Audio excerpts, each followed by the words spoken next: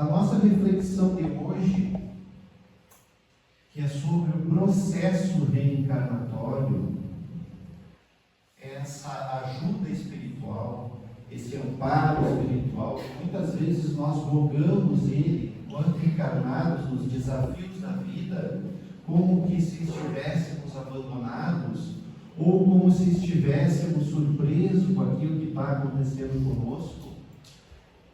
Essa ajuda espiritual, ela fica muito clara no estudo de hoje, ou pelo menos uma parte dela, porque no processo reencarnatório, quando nos foi pedido para abordar esse tema, nós perguntamos, porque temos a pessoa ou as pessoas que trabalham, né, na organização das exposições doutrinárias, que fazem os convites, e quando nos proporam o processo reencarnatório, então eu perguntei, é a parte do planejamento?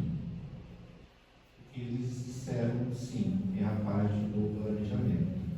Então, para que a gente possa se situar no assunto de hoje, vamos pensar que reencarnação é uma lei divina, ou uma lei natural, que como Deus é imutável,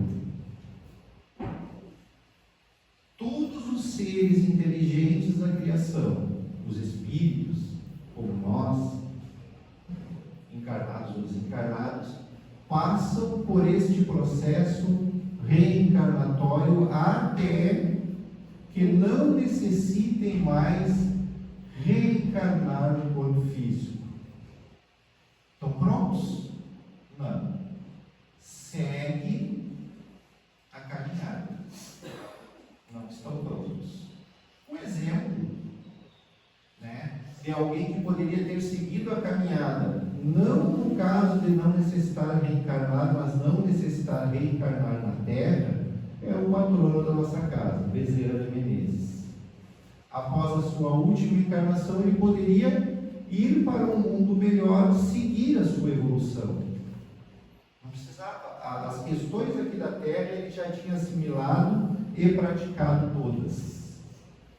Então ele pede para ficar, para auxiliar os seus irmãos em dores. Então, é infinito. A gente tem Jesus como governador da terra, né? É o nosso Cristo aqui. Mas e o sistema solar? E um mundo mais feliz? Ou uma galáxia vizinha? Estão à própria sorte?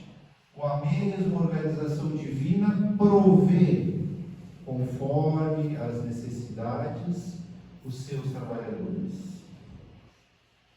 Então, no processo reencarnatório que nos toca, nós vamos encarnar, vamos desencarnar, vamos viver no plano espiritual e vamos reencarnar novamente, sucessivamente. Então, no trabalho de hoje, nós vamos abordar o prelúdio da volta, que é o planejamento reencarnatório. Quando chega a hora daquele espírito voltar, depois de determinado tempo no plano espiritual, voltar a uma nova encarnação para dar seguimento à sua caminhada. E ele vai da questão 330 a 343. Depois tem uma outra fase, que é a partir da concepção. E dizem os Espíritos que é no momento da concepção que o Espírito se liga à matéria. E aí tem todo aquele processo biológico e nós, através da espiritualidade, num livro muito interessante e que nós recomendamos a todos, Missionários da Luz. E hoje a gente vai refletir um pouquinho sobre um dos capítulos. Então, a a gente pode dividir, digamos assim, a encarnação, que seria uma fase, também em várias fases. A fase infantil, a fase da mocidade, a fase adulta, aquela fase que nós costumamos chamar de terceira idade. Cada uma tem as suas características e o Espiritismo trouxe luz a todas elas.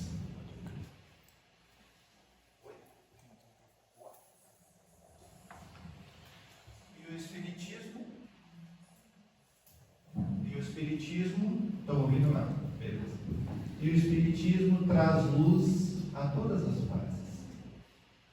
E aí tem aquela fase da desencarnação, que faz parte desse processo reencarnatório, porque o espírito precisa reencarnar muitas vezes. E a partir desta fase da desencarnação, tem a fase de espírito errante, ou seja, aquele que está no plano espiritual, por maior ou menor tempo. E ali também se subdividem em etapas. Então o processo é longo e ele é dividido em algumas etapas definidas, nós vamos ver uma hoje, e cada etapa tem, digamos, as suas subetapas, as suas características. É mais ou menos como uma empresa, ela se divide em setores ou áreas grandes, né?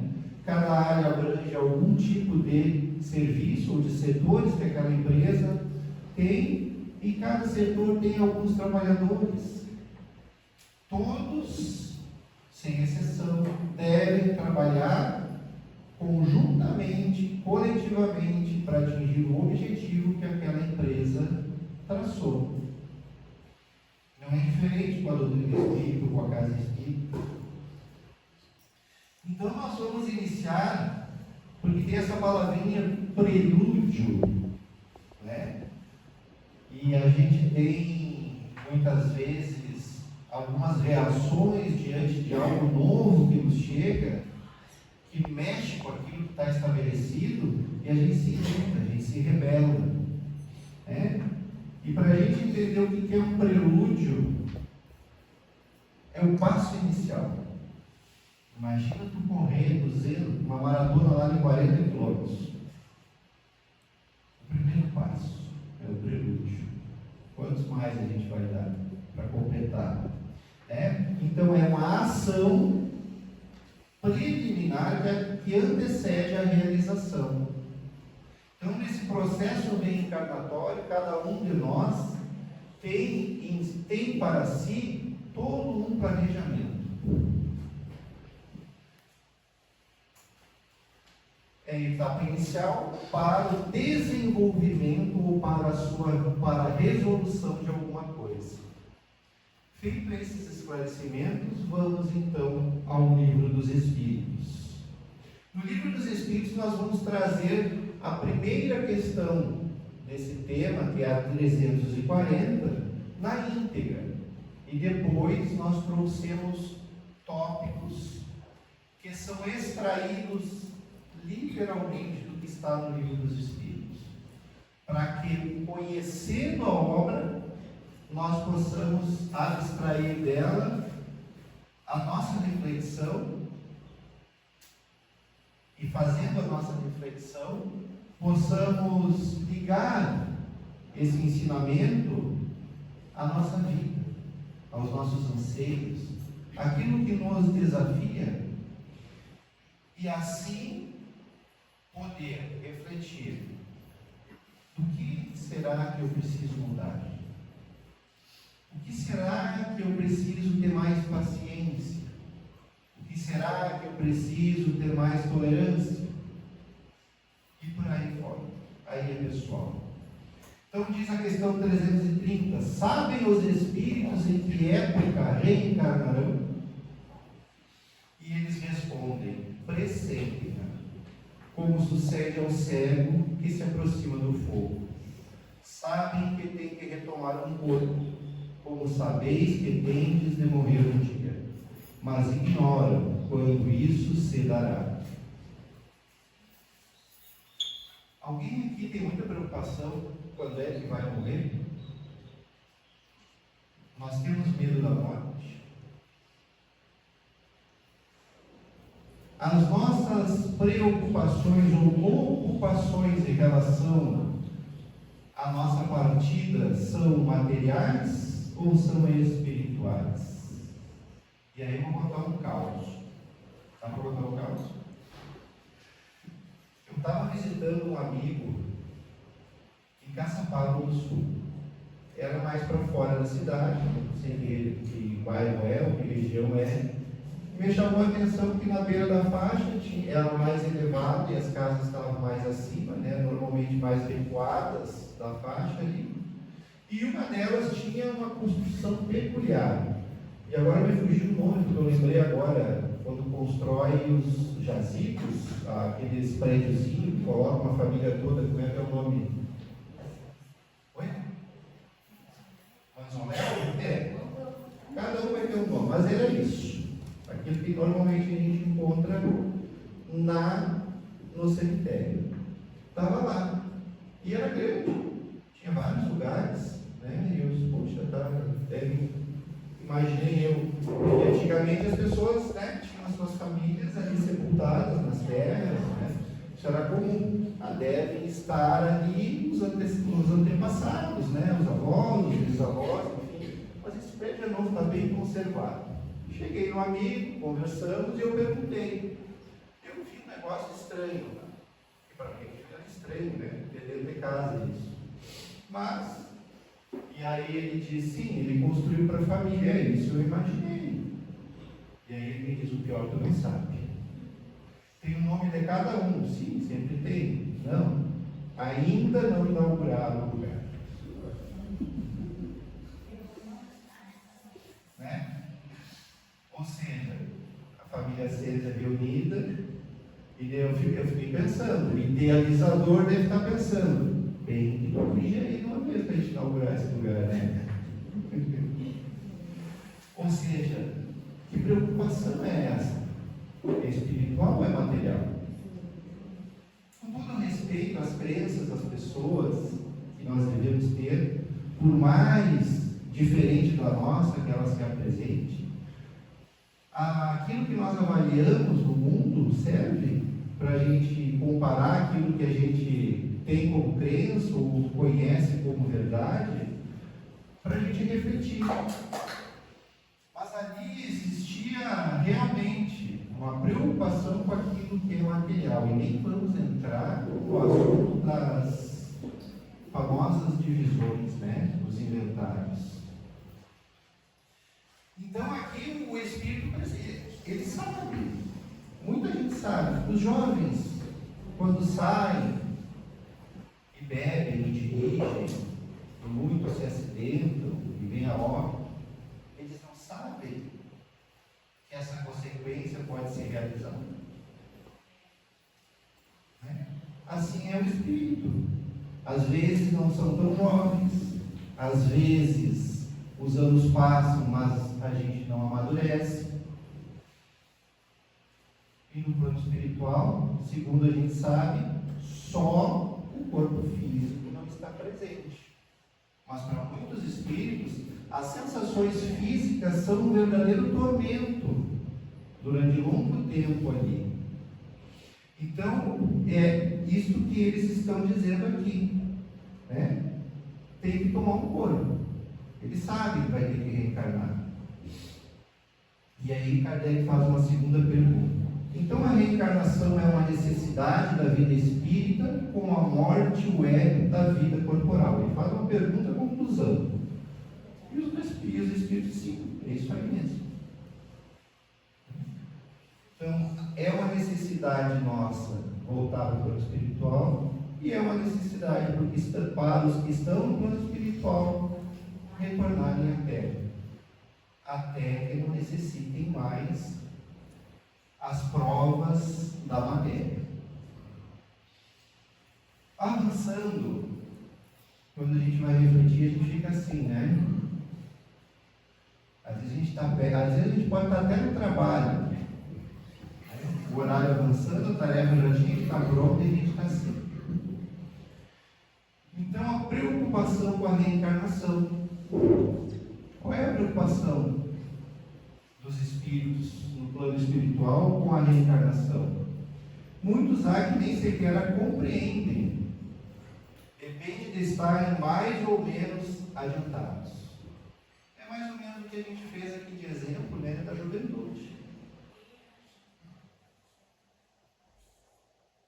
Dependendo da educação que recebe, dependendo da bagagem espiritual que o espírito já traz, às vezes a educação é completamente contrária.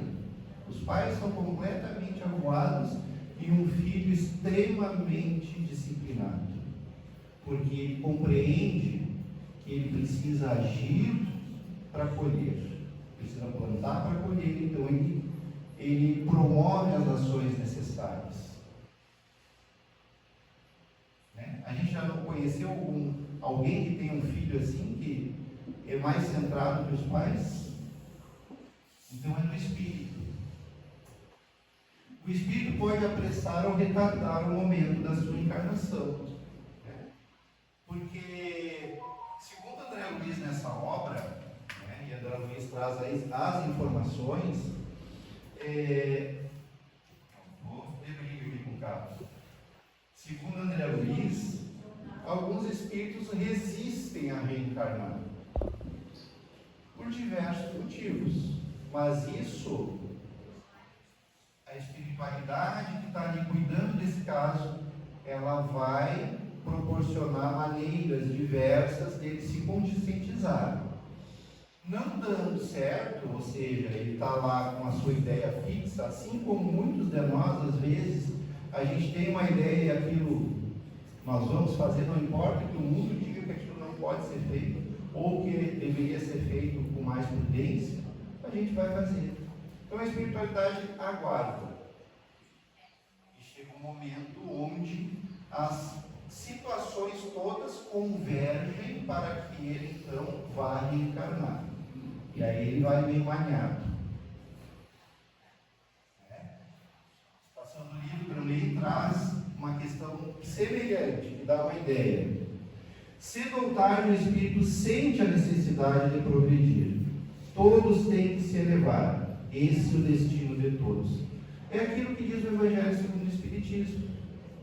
Cansado de viver no mal, procura o bem. Às vezes é um cansaço. Às vezes, o espírito não tem consciência ainda de que o sofrimento é um mecanismo para que ele se reajuste. A dor, o infortúnio. E ele é causado, na maioria das vezes, quando ele é mais contundente, pelo próprio espírito que se equivocou. E às vezes consciente do que estava fazendo.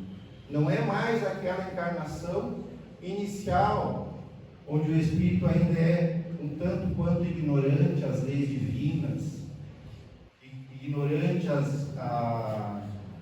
aos conhecimentos ético-morais do mundo. Não, ele está fazendo agora, ele está se utilizando disso para fazer a sua vontade.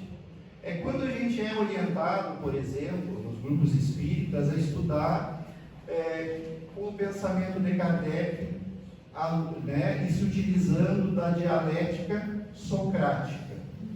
Porque depois de que Platão colocou a dialética socrática no mundo, divulgou que era de Sócrates, muitos tomaram disso em benefício próprio, né? Amoldaram isso para construir riquezas, para controlar populações.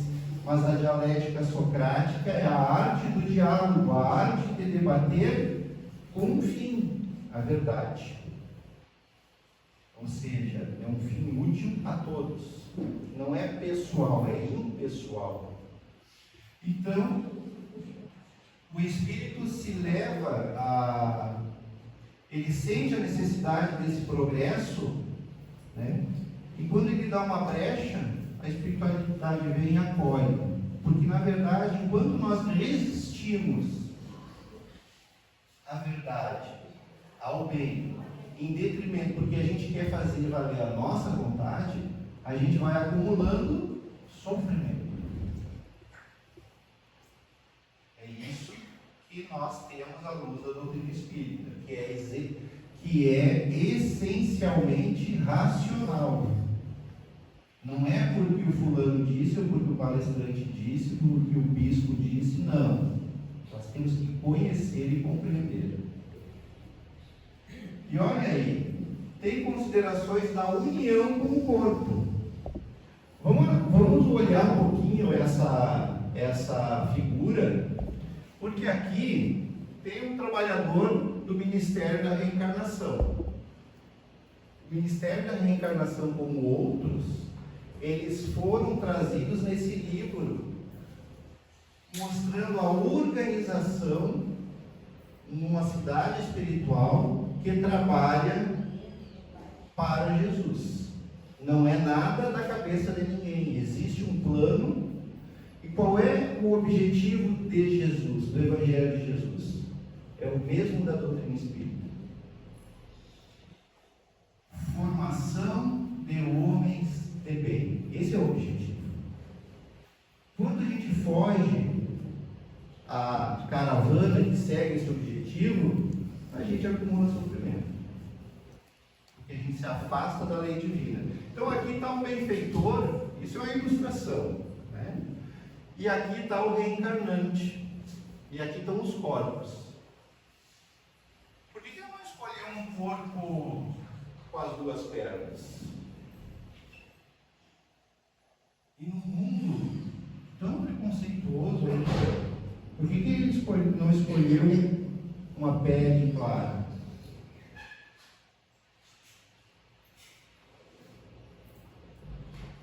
A gente costuma dizer assim: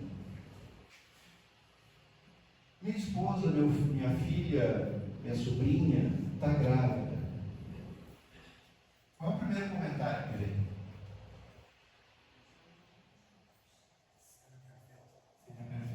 Vem com saúde, né? Então a criança nasce, começa a contar os dedinhos, né? Tem 10 aqui, tem 10 embaixo, começa a olhar, tem as duas orelhas. Ele nasceu perfeito.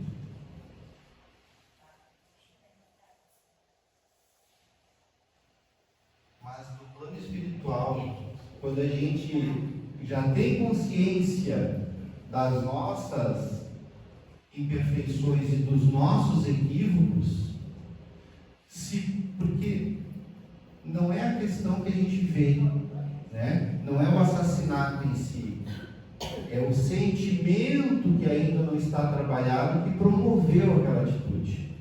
É isso que a gente vê no plano espiritual, aqui a gente esquece. Então os espíritos é de antemão designado, então, ou seja, não é bem assim, né? Isso é uma forma até infantil, utilizado na evangelização, mas nós trouxemos para que a gente possa visualizar. O Espírito vai formar um corpo, conforme ele tem em si os registros das vidas passadas. Tudo fica registrado em nós mesmos. E tendo escolhido a prova que quer submeter-se, pede para encarnar. Tem exemplo aqui de espírito que se deu conta que a vaidade fazia ele se perder. Era vaidade intelectual, outra hora era vaidade porque ele tinha uma aparência bela e atraía todos os olhares, né? Está na moda agora, né? Agora não precisa mais ser belo, basta saber usar os filtros, né? Então, essa era a preocupação. Mas quando tu está lá, tu percebe que, poxa, aquela minha ideia fixa de parecer belo sempre, o mais inteligente, aquele que sabe tudo isso é impulsionado pela vaidade, pelo orgulho. É isso que se trata no plano espiritual. E aí o que acontece? Vem a sugestão dos espíritos superiores, aqueles que nos ajudam. Vou ler de novo aqui, ajuda espiritual. Eles vêm e dizem assim: olha, se tu tiver muito dinheiro, vai predominar a tua vaidade de novo. Quem sabe tu vem pobre. Tem que lutar pela tua subsistência. Esta preocupação vai trabalhar a vaidade. tu alimentou tanto tempo. Quem sabe tu vem sem uma perna, um problema renal, um problema cardíaco, ou melhor, sabe aquele que tu prejudicou lá atrás, ele também se auto-prejudicou, ele precisa reencarnar com sérias deficiências mentais. Quem sabe tu recebe ele como filho e dedica uma existência inteira a cuidar dele, para reparar essas energias que se acumularam em vocês, deletérias por ações passadas, substituindo-as por carinho, por devotamento, por sacrifício, por amor. Aí a gente escolhe. Pode também escolher o corpo, porquanto as imperfeições que este apresenta ainda serão para o espírito provas que lhe auxiliarão no progresso, se vencer os obstáculos que lhe opõem. Ou seja, planejar uma coisa, executar é outra bem diferente.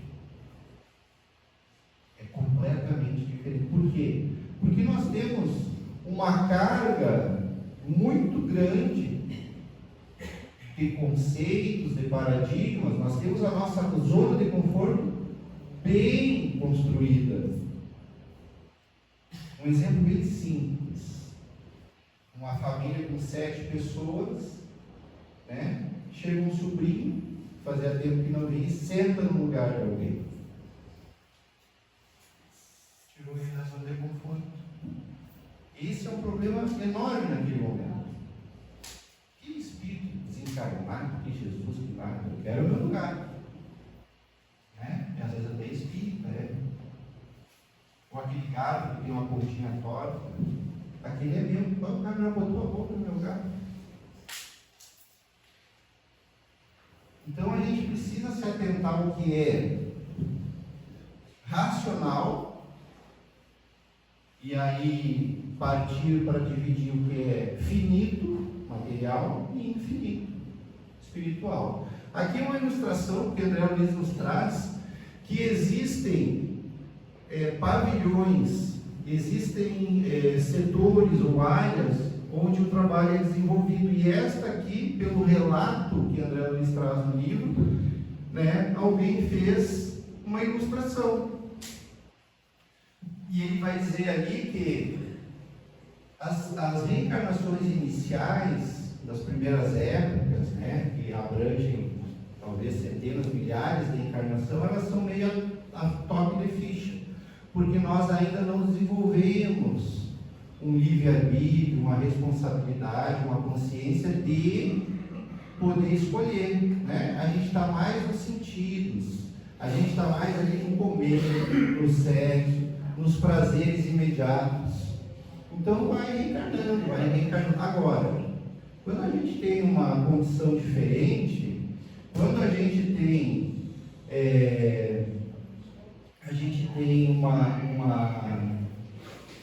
já uma consciência do certo e errado, e a gente já está errando porque aquela bagagem anterior, aquela zona de conforto falou mais alto, né? A gente começa meio que ser consultado, ser esclarecido, tu errou aqui, e chega um momento que a gente pode até escolher, escolhe acertadamente. Se a gente não tem todos os acertos, a ajuda espiritual vem e nos ajuda, né?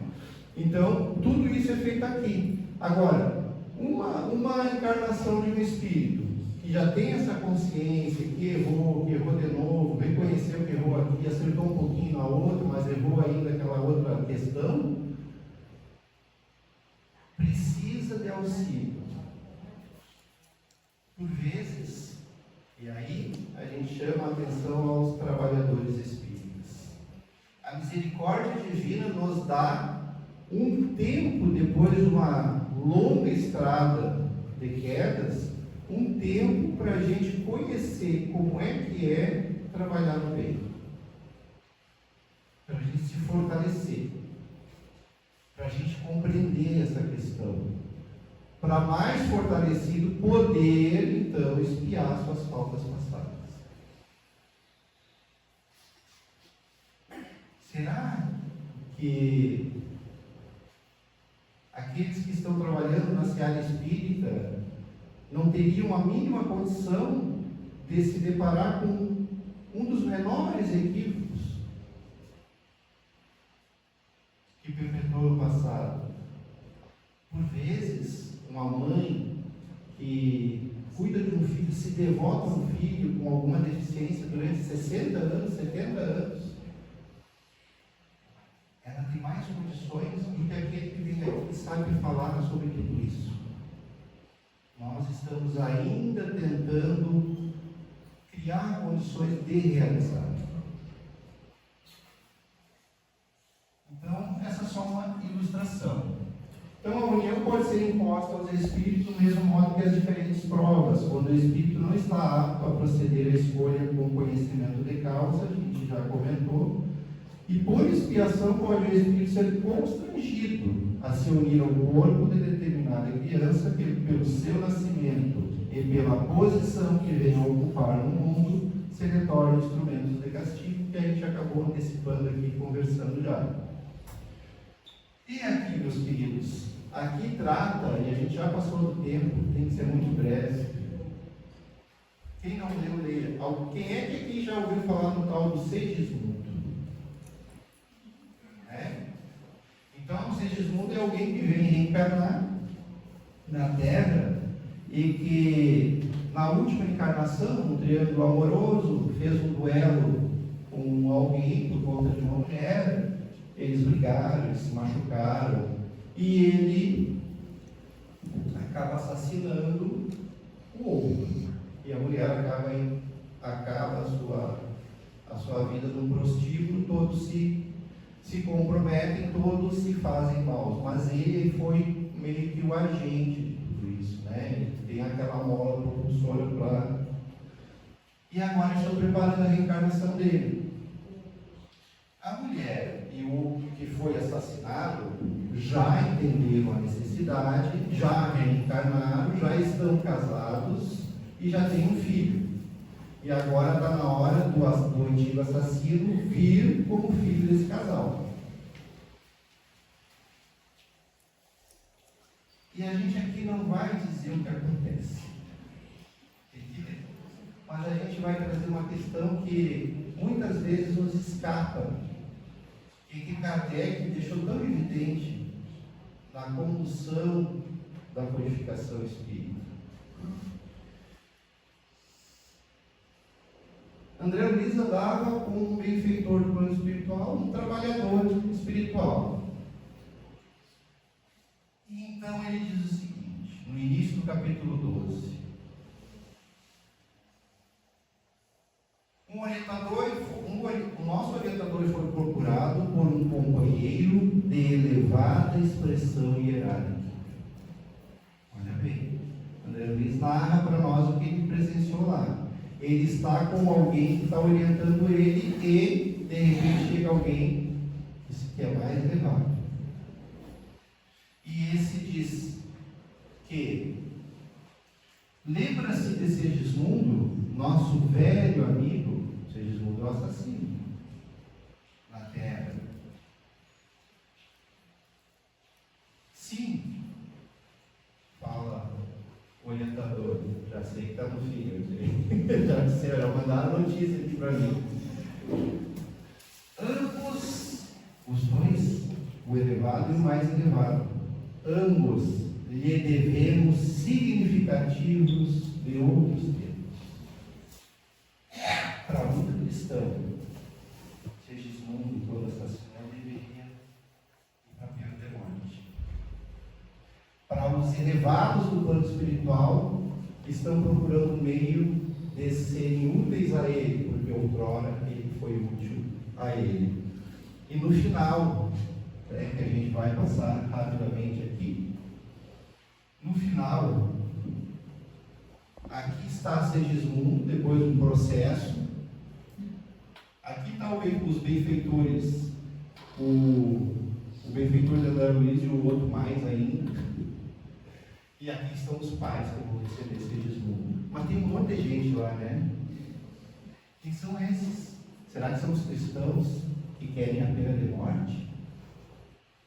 aqueles ali são espíritos que trabalham pelo bem e que, sabendo da reencarnação desse mundo, vêm até aquele local prestar um testemunho de gratidão